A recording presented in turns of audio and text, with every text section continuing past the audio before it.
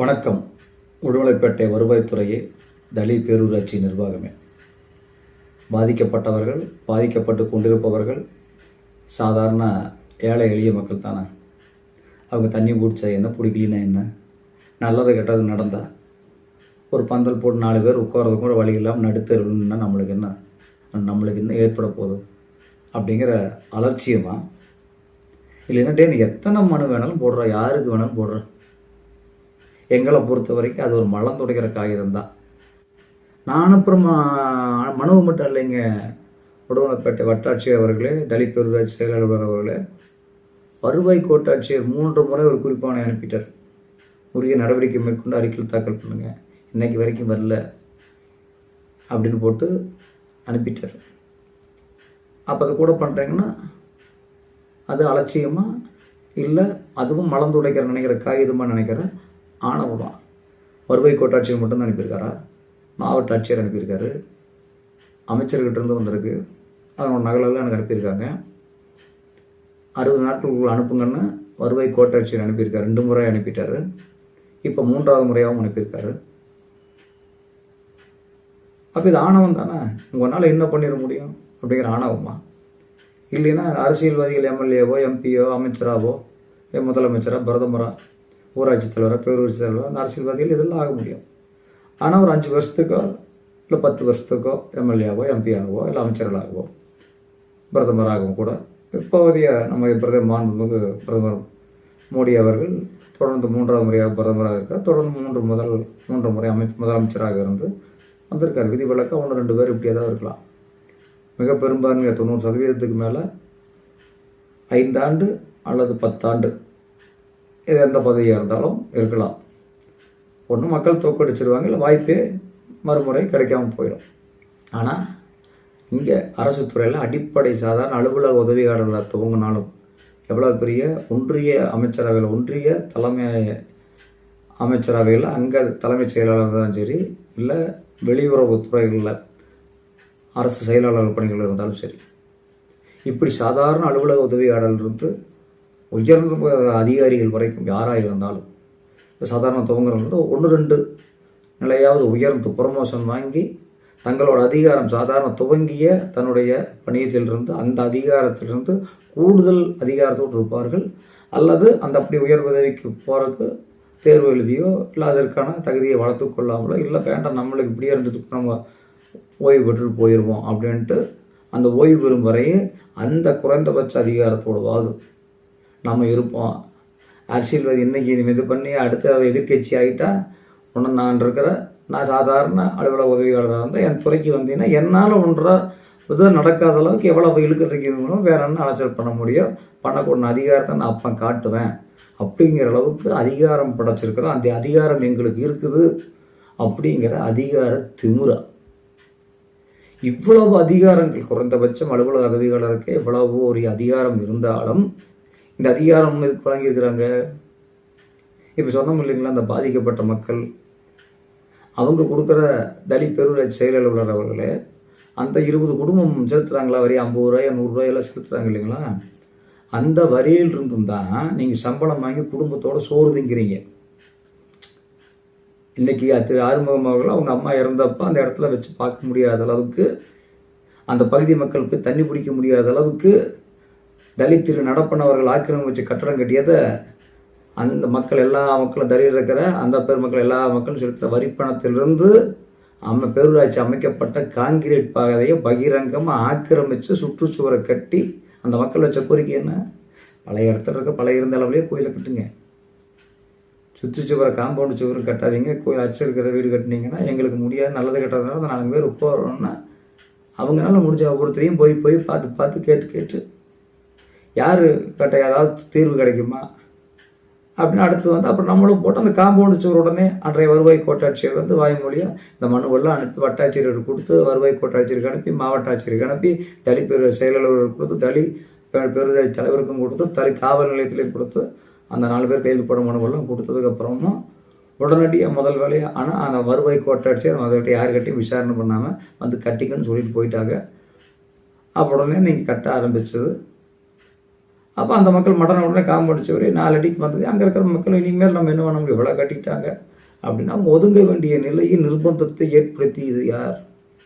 அதற்கு உடந்தையாக இருந்தது யார்? தலித் பேரூராட்சி செயல் அலுவலரும் உடுமலைப்பேட்டை வட்டாட்சியரும். அளந்து நில வருவாய் ஆய்வாளர் அறிக்கை கொடுத்தாங்கல்ல, இந்த கோயில் கட்டிகிட்டு இருக்கிறா இங்கே போகிறனால பொதுமக்களுக்கு பாதிப்பு ஏற்படும், அங்கே மக்கள் ஆட்சேபனை தெரிவிக்கிறாங்க, அதனால் கோயில் கட்டுமான பணியை நிறுத்துமாறும் உரிய உத்தரவிட்டு கட்டுப்பாரு நான் சொல்லிட்டு வந்தேன் என்று தெரிவிக்கப்படுகிறதுன்னு அறிக்கை சமர்ப்பித்தார்கள் என்ற நில வருவாய் ஆய்வாளர். அந்த அறிக்கை என்னாச்சு? முன்னால் சொன்னது அதுவும் முளந்துரைக்கும் காகிதமாக மாறிடுச்சா? இப்படி இந்த நிலைக்கு, அதாவது திரு நடப்பன் என்கிற திருமூர்த்தி அவர்களுக்கு இவ்வளவு அதிகாரம் இருந்தால் உங்களுக்கு சாதாரண ஒரு செயலாளர் உங்களுக்கு அதிகாரம் இருக்குது. அதெல்லாம் ஏழை எளிய மக்கள்கிட்டையும் இப்படி உங்களுக்கு மனு போட்டுறது என்ன போன்றவர்கள் உங்களுக்கு விரோதனாங்கன்னா அங்கெல்லாம் வில்லனாக மாறின மூலமாக எங்கள் மேலே நடவடிக்கை எடுக்கிறதுக்கு தான் உங்களோட அதிகாரங்கள் எல்லாம் பயன்படுத்துகிற அளவுக்கு தான் உங்களுக்கு திராணி தெம்பு இதெல்லாம் இருக்குது தவிர உங்கள் அதிகாரத்தை காட்டுவீங்களே தவிர எதுக்காக இந்த சட்டங்கள் திட்டங்கள் விதிமுறைகள் வழிகாட்டி நெறிமுறைகள் சுற்றறிக்கைகள் இதெல்லாம் எதுக்கு அனுப்புகிறாங்க? அந்த 30 ரூபா 40 ரூபா செலுத்துகிற வரி செலுத்துகிற மக்களுக்கும் அவங்களோட அடிப்படை வாழ்வாதாரத்துக்கும் அவங்களோட பொது புழக்கத்திற்கும் எந்த இடையூறும் ஏற்படாத வகையில் அப்படி யாராவது ஏற்படுத்தினா அந்த மக்களுக்கெல்லாம் பாதுகாப்பாக செயல்படுறதுக்காகத்தான் வருவாய் மற்றும் பேரிடர் துறை. அப்போ பேரிடர் ஏற்பட்டால் மட்டும்தான் வருவீங்களா? இந்த சிறு இடருக்கெல்லாம் வரமாட்டீங்களா? அவர்களை பொறுத்த வரைக்கும் இது பேரிடர் தானே. பெத்த தாய் அந்த வீட்டில் வச்சு அது பார்க்க முடியாத சூழ்நிலை ஏற்படுத்துறது பேரிடர் இல்லையா? பெரிய பூகம்பமும் சுனாமி இதெல்லாம் வந்தால் தான் பேரிடரா? அவங்க வன உளைச்சல காலாகிட்டு தண்ணி குடிக்க சுற்றி போய் பிடிச்சிட்டு இருக்கிறாங்களே. அப்போ அந்த வாங்கி தண்ணி அவங்க செலுத்துகிற சம்பளத்தில் தான் நம்ம வாங்கி குடும்பத்தோட சோறு திங்கிறோம் அப்படிங்கிற நன்றி உணர்ச்சி இருந்ததுன்னா அதுக்கு எதிர்க்கிறதுக்கு தான் திராணி இல்லை தெம்பு இல்லை மேலிருந்து வருதுன்னு வச்சுங்களேன். அந்த பொது பைப்பை தூக்கி நீங்கள் கிழக்கு தள்ளி போடலன்னா அந்த இடத்துல கட்டடம் கட்டுவாங்களா?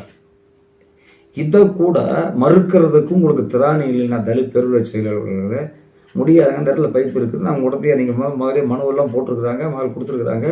அந்த இடத்த நீங்கள் கட்டுறது முதலே கோயிலையாவது கட்டிட்டு அதோட முடிச்சு மறுபடியும் கட்டுறதுக்கு நான் அந்த பைப்பை மாற்றி போட மாட்டேன்னு திராணி இல்லாத உங்களுக்கு எதுக்கு தலித் பேரூராட்சி செயலாளர் பதவி? அதே போல் தமிழ்நாடு மின்சார வாரியத்துக்கு கொடுத்ததுக்கு அந்த கம்பத்தை மாற்றி போட்டு அதை மட்டும் அதில் கட்டடம் கட்டுறதுக்கு மாற்றி போட்டுருங்க. அதுக்கு மனு நான் அனுப்பியிருந்தேன், நேர்லையும் கொண்டு கொடுத்துட்டு வந்தேன், பதிவு தபால்லையும் அனுப்புனேன். உங்களுக்கு அதை மறுக்கிறதுக்கு முடியல. இங்கே வட்டாட்சியர்னாலே முடியாது, போய் தமிழ்நாடு மின்சார வாரியத்தில் இருக்கிற அவரை நம்ம குறை சொல்கிறதுன்னு இருக்கு. அவர் முயற்சி எடுத்தார். அதுக்கு மேலே அழுத்தம் வரும்போது வர வழிகள்லாம் அவர் செஞ்சுருக்கார்.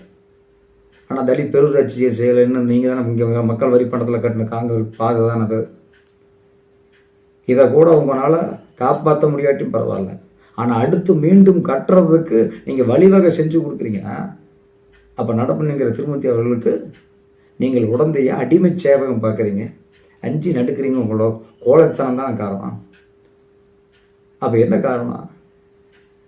இந்த ஏழை மக்களுங்கிற அலட்சியமா?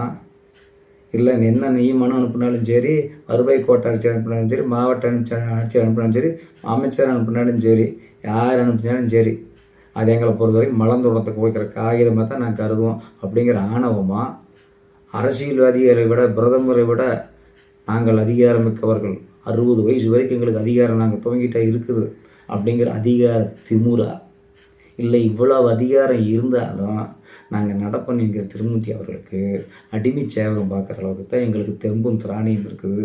மற்றபடி இதை தடுக்கிறதுக்கான எங்களால் கையால் ஆகாது, எங்களுக்கு திராணி இல்லை அப்படிங்கிற கோழைத்தனமா என்ற கேள்வியை இப்படி பகிரங்கமாக கேட்க வேண்டிய நிர்பந்தத்தை உடுமலைப்பேட்டை வட்டாட்சியர் அவர்களும் தலித் பேரூராட்சி செயலாளர்களும் ஏற்படுத்தியதன் காரணமாகவே இந்த பதிவிட வேண்டிய நிலையை ஏற்பட்டது என்பதை தெரிவித்து கொண்டு உடுமலைப்பேட்டை வருவாய் கோட்டாட்சியர் அவர்களுக்கு உடுமலைப்பேட்டை வட்டாட்சியர் மீதும், அதாவது இந்த ஆக்கிரமிப்பை தொடர்ந்து செய்து கொண்டுள்ள தலித் நடப்பன் என்கிற திருமூர்த்தி அவர்கள் மீது காவல்துறையிடம் புகார் அளித்து உரிய நடவடிக்கை மேற்கொள்ள வேண்டுமாயும் தலித் திரு நடப்பன் என்கிற திருமூர்த்தி அவர்களுடைய ஆக்கிரமிப்பிற்கு உடந்தையாக இந்த தண்ணீர் பொதுக்குழாயை மாற்றி போட்டு அதை சிரமம் இல்லாமல் இடையூறு இல்லாமல் செய்வதற்கு துணை உடந்தையாக செயல்பட்ட தலித் பேரூராட்சி செயல் அலுவலர் மீதும் தலித் கிராம நிர்வாகமும் அந்த வழியாக அங்கேருந்து நேரம் இந்த ஆக்கிரமிப்படத்தை 100 அடி தூரம் இருக்குது. இந்த கடந்து போயிட்டு இருக்கிறாரு.